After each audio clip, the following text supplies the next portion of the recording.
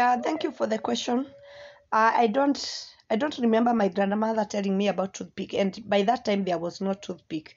Twahuthagira ngara, so she told me about matchbox sticks. Kamuti ga kibiriti. You put, mnakumbuka tulikuwa tunafanya hivyo ama watu huweka hivyo?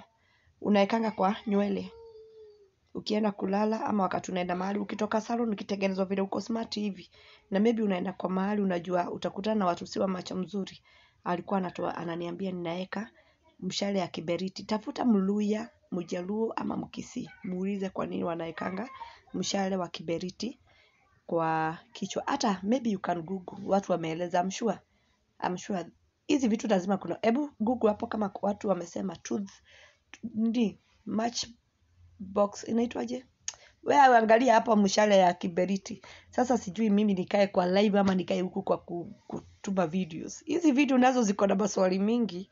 Anyway, go and Google about matchbox stick ritual. I'm sure it is there either in YouTube or here TikTok. It is there.